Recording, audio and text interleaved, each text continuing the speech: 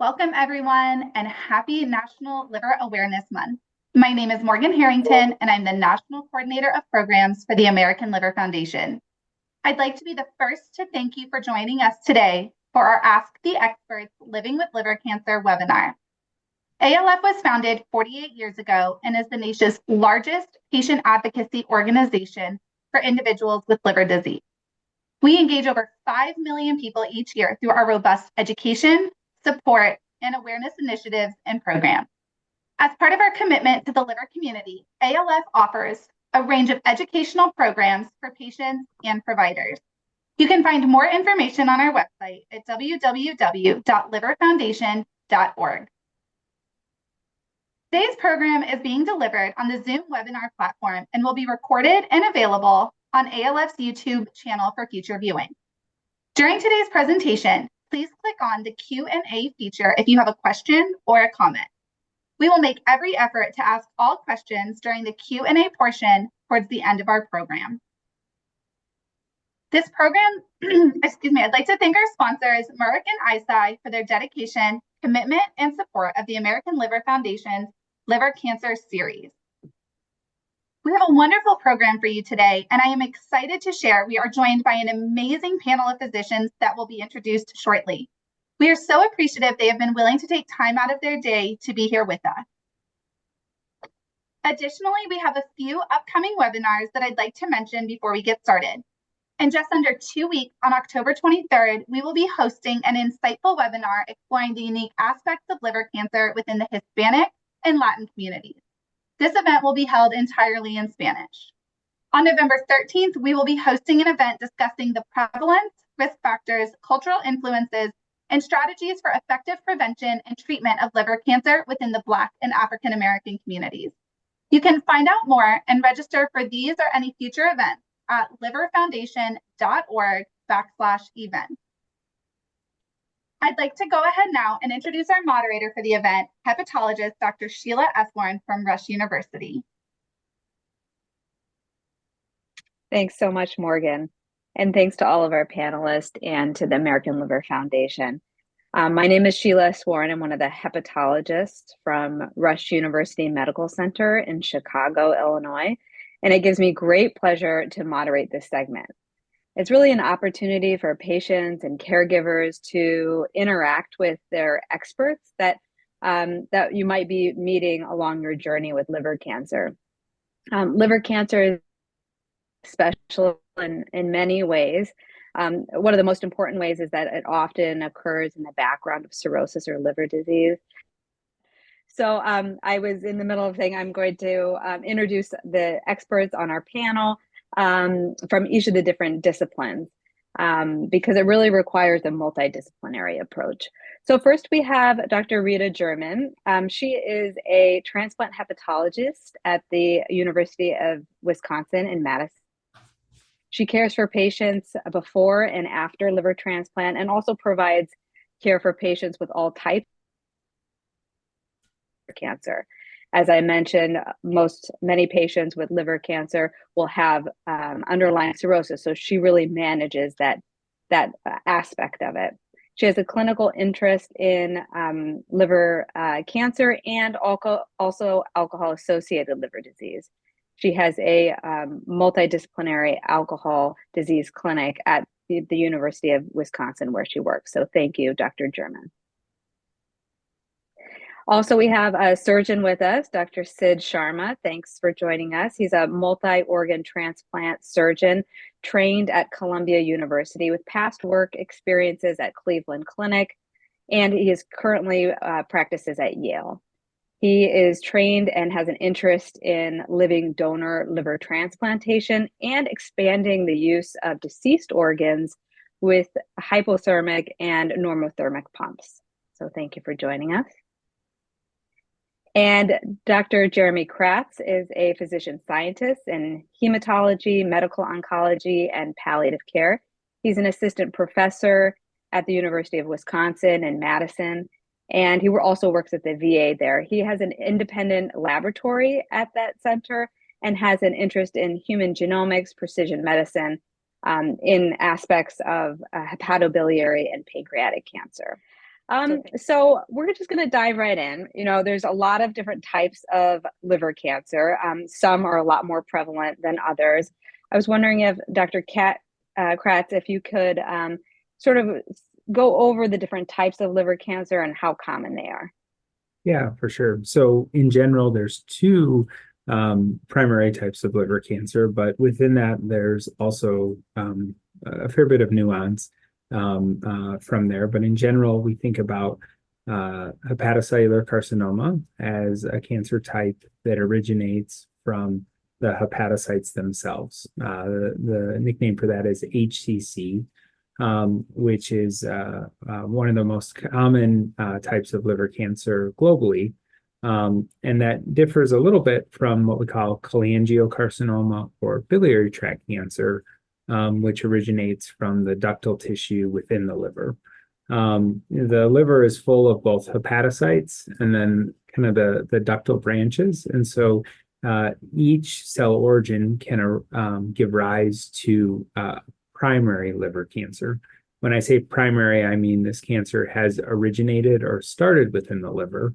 And that's an important distinction because the liver also is a common site where a cancer can spread or metastasize to. And so oftentimes there will be individuals with common cancer types like breast cancer or lung cancer that metastasizes or spreads to the liver. And we don't characterize that as being a primary liver cancer. We consider that to be a secondary site of spread or metastases. And so when we talk about liver cancer amongst colleagues or amongst the oncology communities, we classify them based upon where they originated. And so for the case of liver cancer, we have the two primary types of hepatocellular and cholangiocarcinoma. There are some additional rare variants, the most notable likely being fibrolamellar carcinoma. That's an extremely rare cancer type. Importantly, the Fibrolamellar Carcinoma Foundation is an important resource, for that particular cancer type. Again, a rare cancer type, but one that I think is worth calling out because it is treated in a different way than the other two that I described. And the fibrolamellar occurs maybe at a younger age in a specific population, and then the hepatoblastomas in the pediatric population, correct? Correct. Yep. I left hepatoblastomas off my list because as a adult medical oncologist, those are cases that I do not see often in my institution. There are some younger individuals who can present with them, but oftentimes pediatric oncologists are leading the charge there. For those rare cancer types that we can see, but are quite rare in the adult or aging population. That's usually the focus of our work in adult medical oncology. I know that Dr. Eswaran was getting ready to ask Dr. German some of the questions, and I believe we were heading down into some of the questions about staging, I believe. Is that correct? So can you tell us a little bit more about what staging means in terms of sort of diagnosis and what that kind of leads to? Yeah. So also focusing maybe a little bit more on the hepatocellular carcinoma, but some of this applies to all liver cancers broadly too. But staging really means just determining the extent of the disease. So figuring out how many tumors are present in the liver, what are the size of the tumors, have they spread outside or within the liver, so to the bile duct or the blood vessels within the liver, or have they spread outside of the liver or metastasized? So that's sort of initially what staging means. And how we do that is first, initially, we have patients get CT scans or MRIs, and typically a CT of the chest as well, to figure out where exactly the liver cancer is and has it spread anywhere else. Additionally, it's important when we stage the disease, we also need to talk about the assessing the degree of liver dysfunction. So basically figuring out, does the patient have complications of their cirrhosis? Because as Dr. Eswaran mentioned, most of these liver cancers arise in the setting of liver cancer. So we determine something called a MELD score. It's essentially a calculation we make to determine the function of the liver. We also look for if patients have signs of complications of liver disease. So do they have complications of cirrhosis like ascites or varices or low platelets? These are all kind of terminology that we use to determine, do they have complications of liver disease? And then what is their, what we call performance status? So essentially, how functional is the patient? Are they pretty functional all on their own? Do they need assistance in some of their daily life? And based on that staging and the liver function and their performance status, that really helps us determine what treatment options we have. And a little bit, I'll just sort of briefly mention what we call the Barcelona Liver Cancer Clinic's cancer staging system. Sorry about that. It's called the BCLC staging system. There's several that are used sort of around the world. This is one that we typically use to stage liver cancer, and it helps us determine sort of if somebody is at the very early stage of disease, or then are they stage A through D, which A would be still early stage, or D would be sort of terminal stage. And where patients fall along that line determines what treatment options are available.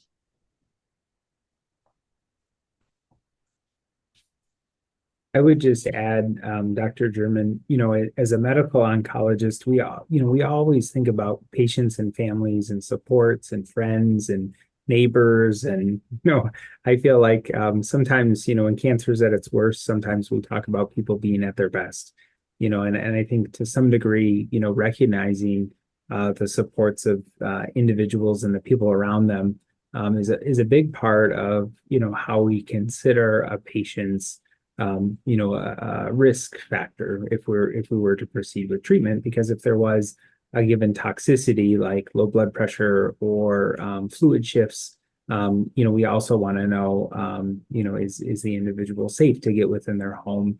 And so while there are clear numbers to that, I also think we have to consider the supports and the people around them, which to some degree is something that we're just so thankful for the caregivers involved in helping us as doctors treat this cancer.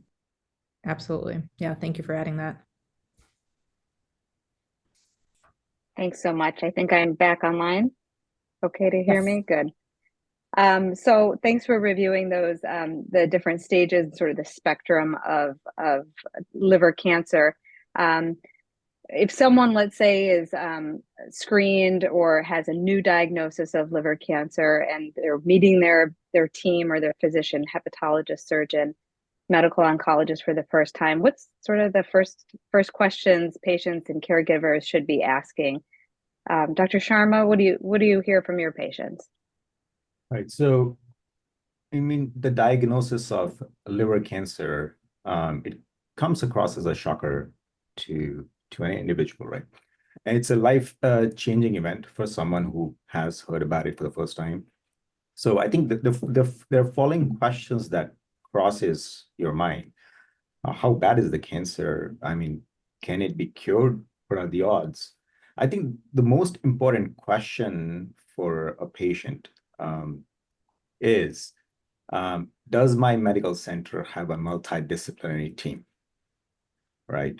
Because that team involves a hepatologist who plays a pivotal role in the assessment of liver function and the assessment of tumor biology, and the oncologist who will assess your staging, right, along with your hepatologist. And your team is important because it gives that person the oncology profile, considering the age, performance status that Rita had mentioned earlier. So I think once the assessment is done, it kind of gives you an idea of where exactly would you fit and what forms of treatment would you fit. Would you fit in a curative modality of treatment or a maintenance therapy? Or if your team has an extension of your liver cancer profile practice would be involvement of transplant group, right? And there's an upcoming field of transplant oncology, which, I'm fortunate to be a part of, because, having a transplant and a liver surgeon on board kind of completes the entire picture, where you get the complete care, from lower stage tumors to higher stage tumors. And so let's say a patient and a family member meet with their team and they don't have a multidisciplinary team right at that medical center. There are a lot of satellites and ways to communicate with a centralized team. If there's going to be any good thing about COVID in the COVID era, is that we're all a little bit more comfortable with telemedicine, televisits. And so even rural locations that may not have a multidisciplinary team oftentimes do have access to that. Has that been your experience as well for the group? Yeah, I totally agree with that, because I think as we are making more progress in the science of cancer and the treatment and management, having these individuals on board, even through telemedicine, makes a huge difference. Yeah, absolutely. So it sounds like first questions would be, what type of cancer, what type of liver cancer is it? Is it the HCC, cholangiocarcinoma, or other? And then another question would be, what is my stage of cancer? And then the next question would be, what's the multidisciplinary team that I have access to? And so once, someone unfortunately has a new diagnosis, they might start talking about treatment options. So Dr. German, based on the stage and the type of cancer, let's say it's hepatocellular carcinoma, what are just generally, what are the treatment options for liver cancer that patients might hear about? Yeah, so Dr. Sharma alluded a little bit to it, that we have different forms of treatment where sometimes we have what's called curative intent, meaning we try to cure the disease, and sometimes we are just managing the disease. And so that really is based on the stage, like we mentioned. So there's this very early stage, which is kind of stage 0. And those are patients that we really can consider curative stages for curative intent treatment for. So some of those curative treatments are proceeding with liver transplant. We'll talk about that a little later. Some of those other ones may be what we call ablation. So that's there's something called microwave ablation, which is really burning the tumor to try to kill off those tumor cells. There's also surgical resection. So depending on if somebody can have a part of their liver removed, resected along with that tumor, all of that needs to be decided with this multidisciplinary team and surgeons and liver doctors and oncologists all together to see which way can we proceed. So those are sort of some of the curative options, and then some of the non-curative options or the treatment options. And also patients can sort of move between stages. So let's say you're at a later stage, maybe you're at stage B, you've got some bigger tumors or a couple tumors. There's other options that can be used, treatment options. Some of those are what we call local regional therapy, meaning we are still targeting the spots of cancer directly into the tumor. So one of those is called TACE, or transarterial chemoembolization. That's essentially where the interventional radiologists actually go through an artery that directly targets the tumor and sends chemotherapy directly to the tumor to kind of kill the blood supply to that tumor and in and of itself kill that tumor. And then there's also what we call systemic therapy. That might be what more patients think of as kind of traditional chemotherapy. There's immunotherapy, and then there's other chemotherapy. Dr. Kratz is very well versed in those fields, and we'll talk more about that. There's also radiation therapy. So there's so many modalities, and really it does depend on that stage, early stage versus later stage, what we can pursue. And again, patients can move between stages as well. Mm-hmm. Yeah, and so that you mentioned interventional radiology. We don't have an expert on this panel today, so the interventional radiology treatments might be used to try to treat the cancer or decrease the size of the tumor so that other options might be available also. And those are the liver-directed therapies. But you also mentioned transplant. Dr. Sharma, where does transplant fall in the treatment of liver cancer? Is it all stages or early stages? Is it an option for late stages? Yeah, I think transplant belongs to a part of the armamentarium where it has made significant progress on how further along or how advanced the cancer is and if we can use transplant there or not.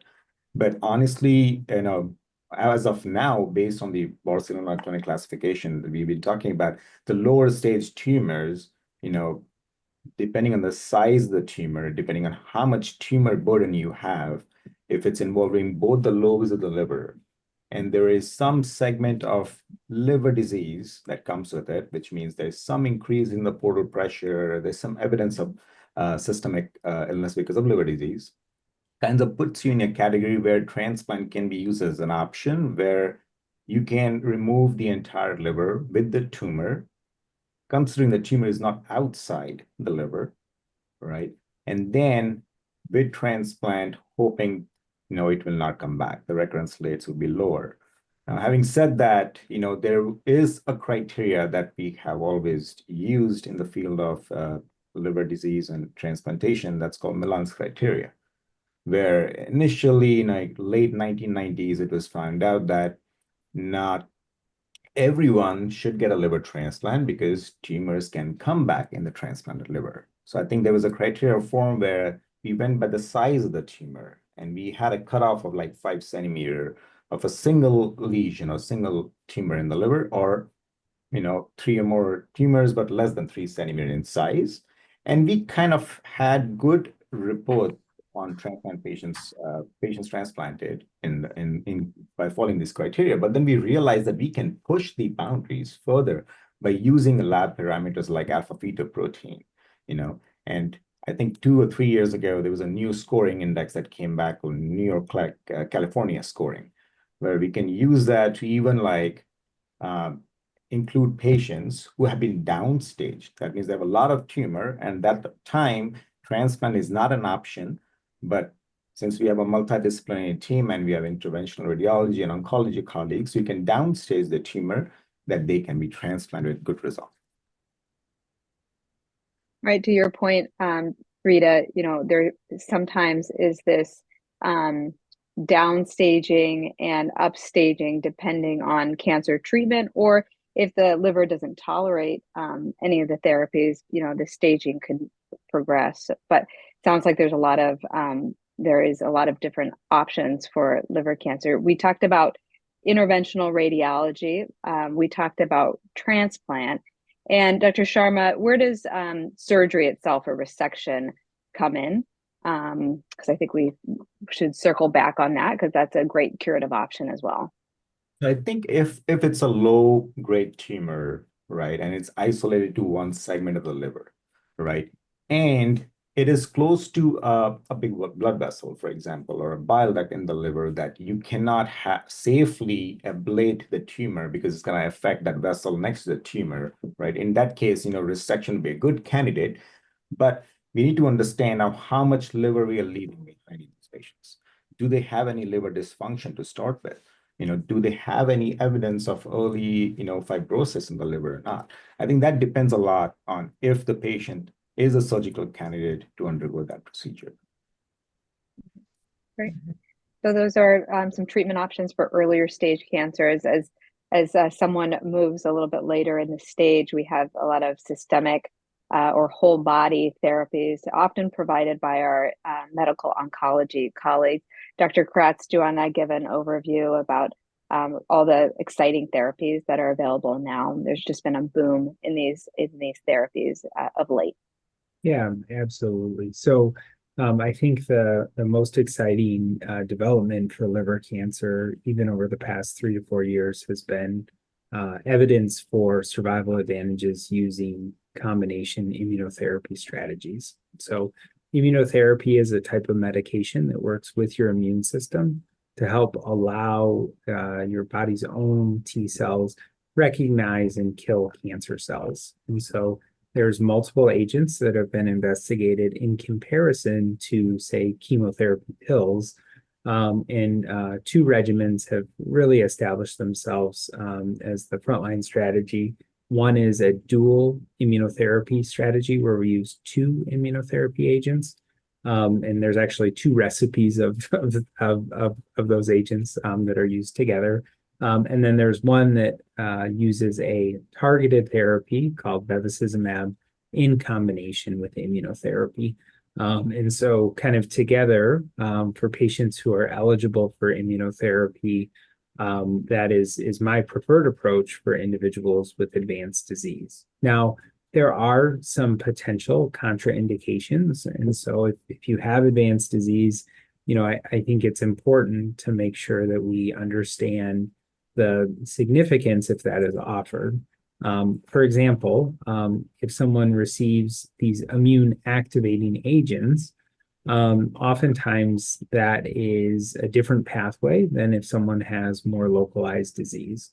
So if there's a consideration of transplant or a pathway to make it to transplantation, you outside of a clinical trial, I don't believe that you should proceed with immunotherapy. And the reason for that is that it would make the transplantation extremely risky. It would risk the safety or the health of the transplanted liver organ. And that's been our practice at our institution, but also supported by high risk scenarios if a patient went on to receive a transplantation. So if there's a possibility of a transplantation, I do not use immunotherapy in my practice. And then there also are these pill-based treatments. There's a few agents that have been FDA approved. These are kind of the earlier agents that were approved kind of in the early to mid 2000s, 2010s, and the likes. Those agents include drugs like sorafenib, lenvatinib, and cabozantinib. Those three agents are from a class of medication called tyrosine kinase inhibitors. They are pills, but they are more chemotherapy-esque. They cause fatigue, they cause nausea, they can cause changes in your electrolytes, and for that reason, they do have kind of more of an impact on quality of life, and generally at this stage have been reserved for the second line setting or in individuals who have undergone transplant and unfortunately have had recurrent disease. And so, in kind of working through that algorithm, we have a lot of excitement about immunotherapy because it's been shown to improve survival relative to our older class of tyrosine kinase inhibitors. But there are kind of unique scenarios where they can and should be used, and that really gets down to patient-specific factors, their goals, other health conditions like prior autoimmune conditions, prior inflammatory conditions, and also the health of their liver. So making sure that the liver is safe to proceed with treatment is one of our primary goals. Our old Hippocratic oath is to do no harm, and I think that we, if the liver is very sick for other reasons, unfortunately, there are measures of safety that we have to consider when we make the decision about the risks and benefits of our systemic treatment options. And by systemic, I mean treatment that goes throughout the whole body. But overall, really encouraged by that. I think the most exciting thing about immunotherapy is that there is a chance for individuals to be long-term survivors or to achieve complete responses. I estimate that somewhere between 5 and 10% of patients, even with advanced disease, where individuals can have these fantastic responses. And we're hoping in the future that we can build upon this momentum in order to provide a chance for long-term survivorship across individuals with advanced disease. We're not there yet, but that signal of 5 to 10% of individuals is something that we're so thankful for when those individuals do turn on their immune systems. That's really a miraculous thing and something that we're really thankful for. That's a great overview, and they've really changed the landscape for liver cancer management as they've been so effective, as you mentioned, and so, very well tolerated for patients. So that's definitely something that patients and caregivers can talk in depth with their medical oncologist like Dr. Kratz about.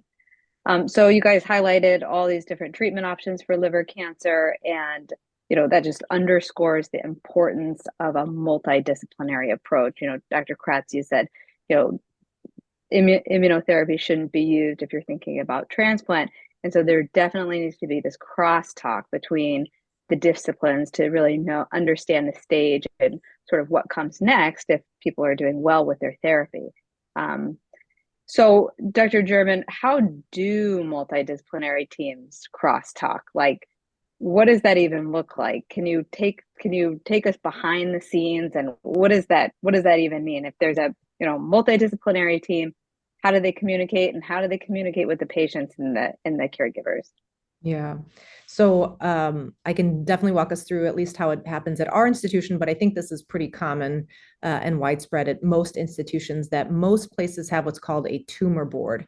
And so it is a meeting essentially once a week that happens where basically this whole multidisciplinary team comes together. So it's essentially not necessarily people that are indirectly caring for the patients yet, but it's a team that discusses the patient care and figures out the best approach for each patient, and then gets that person involved with the right providers, essentially. So in our tumor board, we have hepatologists, so liver doctors, we have surgeons, we have these interventional radiologists, we have oncologists, we have surgical transplant surgeons, and then hepatobiliary surgeons. So sort of spanning the whole gamut of any possible treatment that could be necessary, and radiation oncologists as well. So typically, if we get a referral from an outside center saying, this patient has a potential liver cancer, what do? We bring them to this group meeting, we discuss the case, everybody sort of weighs in on what we feel would be the best options based on that staging system that we talked about, based on the liver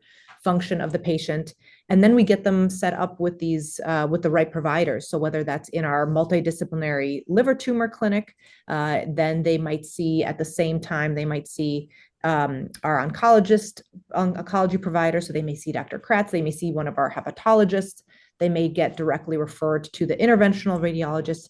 So after that meeting, all of that information essentially gets disseminated back to the patient, and to say, this is who we feel you should see. And that may change, depending on how things go. So just like we talked about, maybe your liver doesn't tolerate a certain medication, we can go, and try again and try the next form of therapy. But that's kind of how it happens at many centers, and how even outside providers, we talked about how you want to get yourself to a place where there's a tumor board or a multi-D team.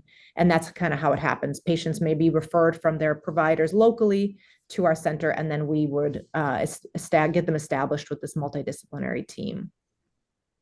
Yeah. Sid and Jeremy, is that a similar approach where you are? Yeah, it's pretty much, I think, standard to have a big team kind of like look into the chart in details, look over the scans, get ideas, and then proceed with that. Yeah, a lot of it is information gathering and getting everybody in one place so that we can sort of stage it, think about treatment options, and then you meet that provider that might be giving and actually doing the therapy, whether it's a surgeon, interventional radiologist, or a medical oncologist. And then I think it's important to note, how information and the communication occurs through typically a nurse navigator or a nurse coordinator that really is a point person for the patient, provider, the patient, caregiver, and the providers, that whole team. So really identifying who that point person is, the contact through the portal, through the email, through phone calls is really important, because it's a big team, which is a good thing, but you also need a one point person. Absolutely. Great. So we talked about sort of the types of liver cancer, the stage of cancer, the different treatment options, depending on the stage. And a lot of the treatment options, as Dr. Kratz had mentioned, that are dependent on the individual patient and how they can tolerate the therapy. And so in terms of the side effect profile for some of the treatment options, can we talk about what patients should expect if they're, let's say, offered interventional radiology treatment, where they come in and have their liver-directed therapy? Is that something that's going to be inpatient, outpatient? Dr. German, can you speak on that? Yeah, so specifically for the interventional radiology procedures, so there's several different types. There's the ablation procedure that we mentioned. There's TACE, or this transarterial chemoembolization procedure. Typically, those kind of therapies, patients come in. Most of the time, the procedure itself takes about 2 to 4 hours to do. They come in as an outpatient initially, they do the procedure, and most of the time our patients do get admitted overnight for observation for one night, typically in the hospital.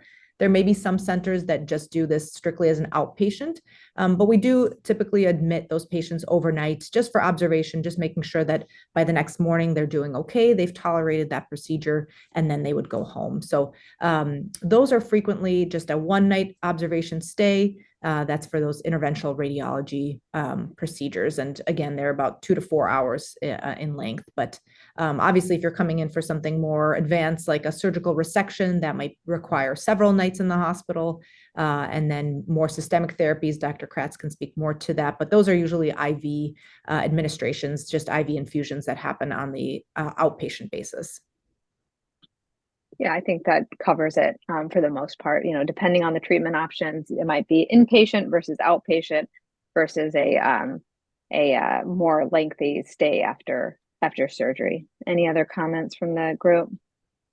I can speak briefly about the systemic treatment options. So, you know, our goal is to keep patients out of the hospital. But with immunotherapy, there's about a 10% risk that the immune system could be overactive. That can range from a serious rash to liver inflammation to serious inflammation of the intestines or the lungs, with resultant kind of side effects of that.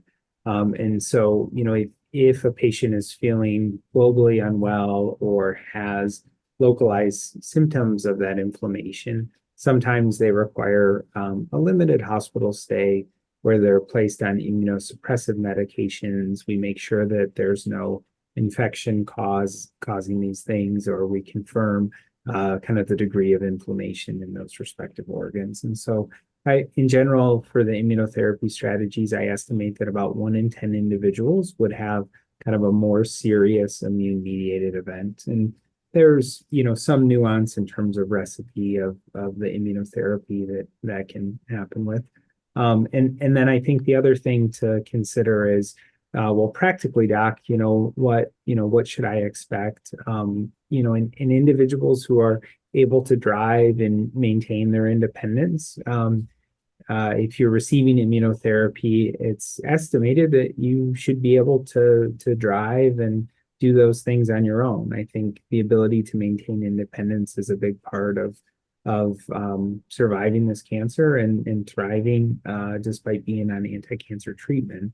And so, you know, in general, if you're independent going into immunotherapy, we hope to maintain that independence as part of our treatment strategies. So oftentimes, if your infusion's given every 3 to 4 weeks, getting a sense for how the first infusion goes, but also kind of, hoping and planning for being able to receive those routinely, I think is a big part of keeping our patients well. And there can be, progressive fatigue or other problems related to the liver's function across time if the cancer becomes more serious. But going into the first few doses of immunotherapy independently, we hope that we can maintain that while also controlling the cancer. And I think that that's just a practical frame of how we approach the early systemic treatment for advanced HCC.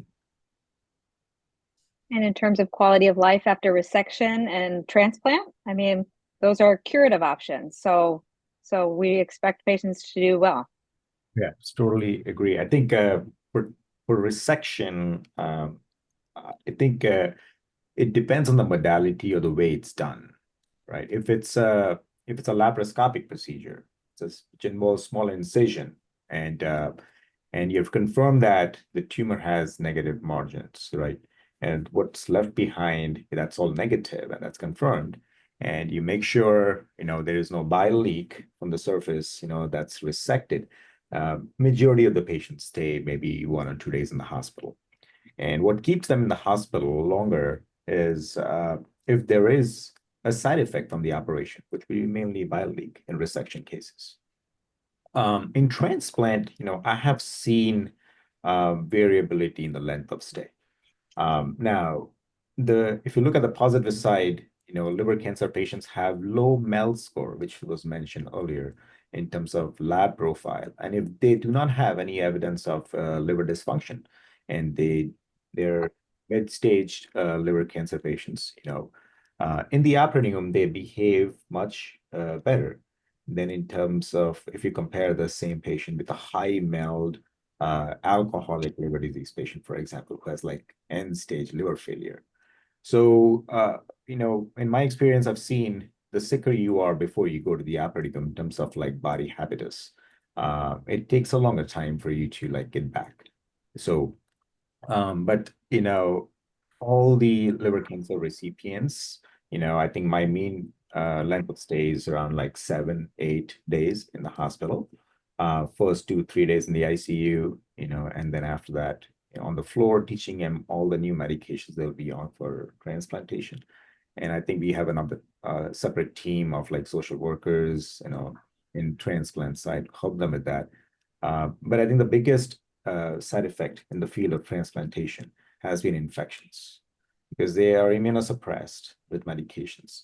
Now, I think it's not a lot because liver does not need a lot of immunosuppression, but I think that is one thing that we tell our recipients to be like careful of. Yeah, definitely. So just like in liver cancer, there's a multidisciplinary team. There is a whole separate multidisciplinary team surrounding transplant itself. So, you had mentioned teaching about medications and education and the risks involved with transplant. And so that there's a lot of education for the patients and families in that category as well. So, there's different treatment options for the different stages, and there's different side effects for all these different treatment options. We had talked a little bit about quality of life and how the diagnosis of liver cancer affects quality of life, and the treatments affect quality of life. A lot of there are some questions in the question and answer section. One of them being how does a diet and other medications and nutrition, how does that play a role in my liver cancer journey? How is that going to affect me? Dr. German, are there certain medications or foods that should be avoided or should be favored with people with liver cancer?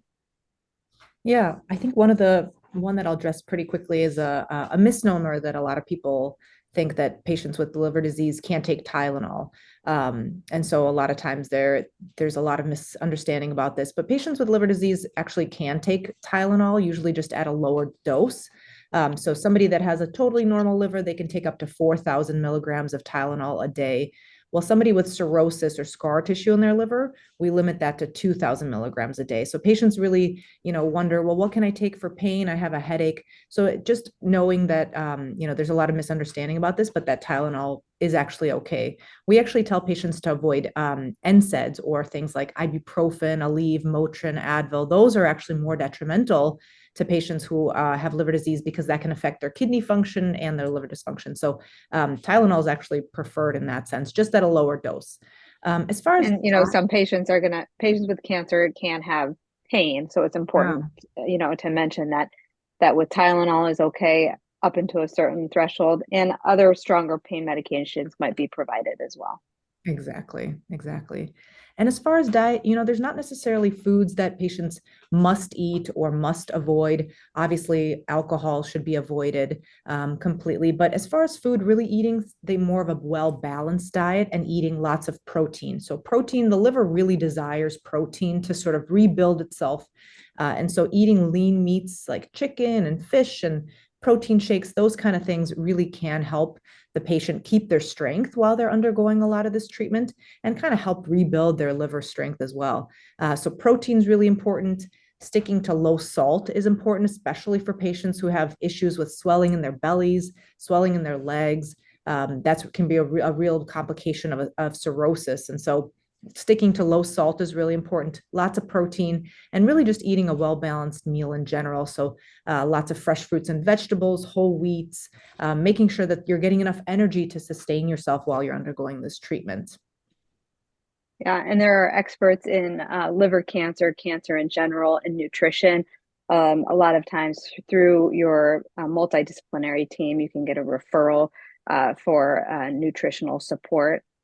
Other supportive sort of supportive groups that help and assist patients in their cancer journey might also be physical therapy, occupational therapy. Oftentimes your group can provide you with a referral for financial counseling, social work, transportation, mental health, acupuncture, massage. I'm not sure if I covered everything, but these are, fully accessible to patients, with all patients with liver cancer, specifically with specifically liver cancer, in addition to all types. So I know that all of your multidisciplinary groups have access to these services. Are there any other support services that I didn't mention? I think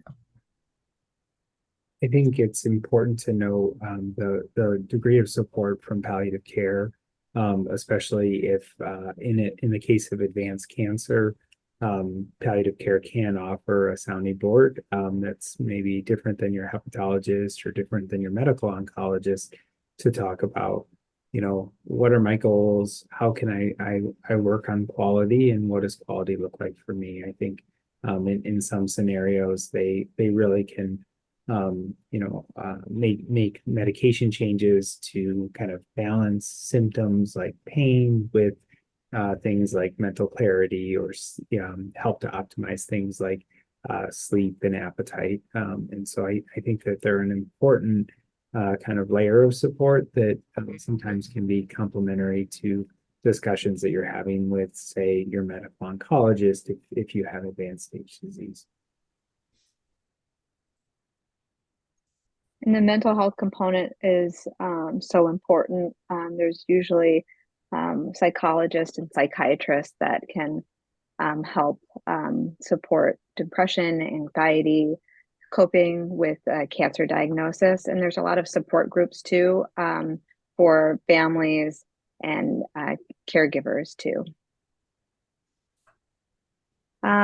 We talked about all the many different treatment options. You did mention palliative care. I was going to ask, if we have some treatment options within this stage that are sort of standard of care, there's also clinical trials that can be considered. I was going to ask Dr. Sharma, how do patients and caregivers go about asking or inquiring about a clinical trial, either at that particular institution or maybe at a different institution? So, going back to this good topic of palliative care, I think I want to mention that it should be involved at all stages of liver cancer. Because there are a lot of patients who are lower grade liver cancer patients in maintenance waiting for transplant. And just recently, 2 years ago, we looked at a database of dropout rates who were not eligible for transplants a year or two after, were close to 20%, because something changed in the course for the liver disease. And I think that comes as a second shocker for them when they were waiting for a transplant. All of a sudden, they cannot be transplanted now. They may be in the future. So I think that's why I feel that they should be involved early on, just to help gel everything together and just move forward. And all these patients who are in our registry for with liver cancers, there are multiple clinical trials going across institutions that have all the available resources of medical oncology, surgical transplantation, and I have had multiple instances where patients have come forward and they want to know more about what's going on in this field and where do they fit in. And there are good websites on that, like clinicaltrials.gov. I think there is an international registry by WHO that gives you a detailed idea of HCC or cholangiocarcinoma in US or worldwide, right? And it kind of takes you to the support group websites, like we have here, like, which are patient network websites like American Liver Foundation, for example, right? They offer you peer support. They offer you the personal experiences that patients who have gone through this, who are in this path, who have been transplanted. They can tell you their journey towards transplant. What they. I mean, it's different when it comes through individuals who have gone through this experience rather than someone behind a white coat telling them, right? I think it's a different mindset. But many of these networks and the healthcare organizations that we have, their job is to advocate and raise awareness, and like networks like Cancer Survivor Network. So you can, if you go in, it has been organized so well that if you put in your age, you put in your diagnosis, and they'll ask you a few more information on that, and it'll tell you how many trials are going on right now. Now there are some trials which are very recent, where we are looking at transplantation with chemotherapy in advanced liver cancers. We have enrolled like 150 subjects or patients in those trials. So I think looking forward, you can get more idea. And I think, like I said, everything is connected at some level with the primary care provider or your hepatologist or oncologist. They will kind of like guide you in the right direction of what they think is best for you at that point of your clinical diagnosis. Yeah, I agree. I think the touch points for having that clinical navigator, that nurse navigator, the hepatologist, medical oncologist, helping to quarterback the next steps for your therapy, thinking about clinical trials, and then also giving you referrals for all of the supportive oncology resources that we talked about is really key to the management of liver cancer. There was one question in the chat about the role of liver biopsy or a liver cancer biopsy if someone has a mass on imaging and there was a liver biopsy. When do we do a liver biopsy? The question was specifically about having a result with spindle cells, let's say, or it could really be anything, just asking generally, what is the role of liver biopsy and what should a patient and caregiver do with that result? I can start by talking about the liver biopsy part. That the interesting thing about hepatocellular carcinoma, at least the HCC type, is that it's really a diagnosis made on imaging tests. And so a lot of times we actually don't need a liver biopsy, which is a nice thing. So we don't have to put patients through a procedure, an extra procedure that they don't need. So really, if they have a really good CT scan and an MRI that is what we say protocolized appropriately, meaning they have different phases and our radiologist can read through that, we really can diagnose liver cancer just based on that imaging test. That's that HCC. Now, sometimes we can have liver cancer that looks just a little bit not exactly like HCC. So it might have parts of cholangiocarcinoma and HCC together.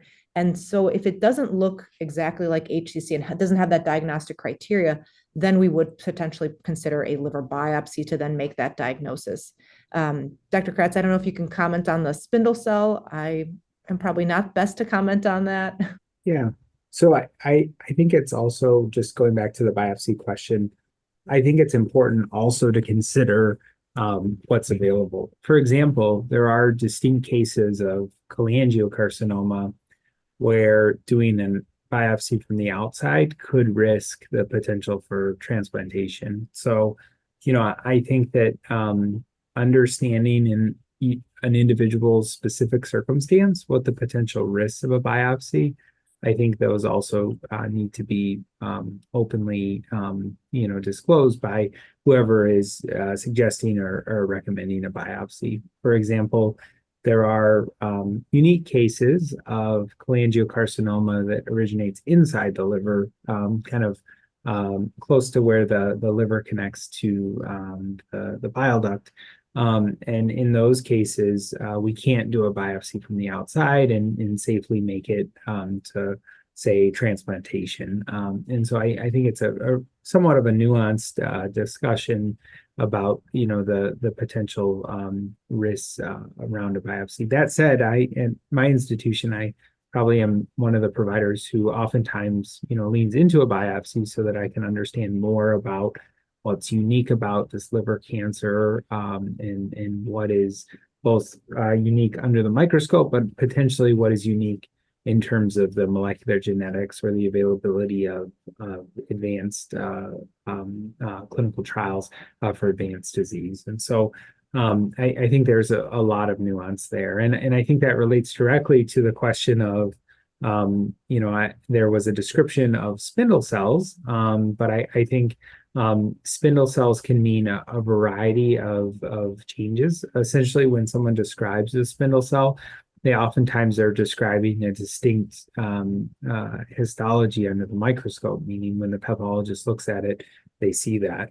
That can range anywhere from a primary soft tissue type of cancer, like a GI stromal tumor, to a variant of hepatocellular carcinoma called sarcomatoid differentiation. And so I can't kind of make a call based upon that in isolation. First off, because I'm not a pathologist, but I guess what I would encourage is that to start with the basics in talking to your medical team. Where do we think this cancer originated from? If we were to open a textbook about this particular cancer, would it be related to the hepatocellular carcinoma, or is this some non-liver cancer? I think those are the basic questions that we would initially start with in being able to sort that out. And then, as always, in my practice, I certainly encourage a second opinion. And that can not just be for an opinion from a medical oncologist, but also, for example, the review of a pathologist. If you have additional questions, or you would like to seek a second opinion, those are things that complement the opinions that you're getting locally or regionally. I think that any provider should be supportive of a second opinion, to make sure that there's another set of eyes kind of reviewing an individual's care. That's not undermining the provider that you're meeting with. That can be and should be encouraged so that you have that opinion. Now, I think the one potential downside is time delays, and making sure that you're checking the boxes as quickly as you can, because we all are quite active and busy in our individual research programs and in our own individual clinical practices. But I do think that a second opinion is always a reasonable question to ask your treating provider. But just understanding that second opinion can come with other costs. The most prominent one, of course, being the time to get the answers and to get started with whatever appropriate cancer-directed treatment is considered. That's right. And so to summarize, we don't always need a liver biopsy, but when we do have one, certainly asking for a full summary of what that biopsy shows us, and then if you need to, get a second opinion. So we're coming close to the end of time. I think everybody's highlighted and underscored the importance of a multidisciplinary team and good communication and a lot of support that's available, and so many different treatment options. So there's a lot of hope when it comes to liver cancer. I'm going to ask just briefly to the panelists, what if there's one piece of advice you would give a patient or a family member, support person that was newly diagnosed with liver cancer, what would it be? one piece of advice to close? I can start. I would just share that, we're in this together. When we think about making decisions, your medical oncologist, your family members, your friends, your supports around you, we're here to guide you and help, in that pathway. And sometimes that's, considering the risks and benefit of something that could be higher risk, like a surgery. But I think the intention of that is to have a path long term for the best outcome, more time and more quality. And while at the end of the day, the patient is in the driver's seat to make those decisions, I think recognizing that the people around them are there to support them and help them is an important frame, so that individuals aren't going at this alone. They are, doing this in the context of their provider teams and the support of their patient, of their families and their friends. Yeah. One thing I'll quickly say is just that each individual patient has a different case. It's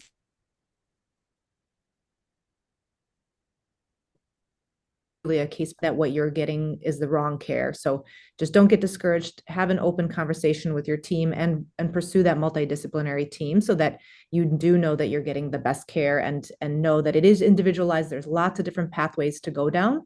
And there's always different ways, different things to explore in terms of treatment options. Yeah, I totally second that. I think the treatment options for liver cancer have evolved exponentially in the last few years, and we have so many options out there. So, just don't lose hope.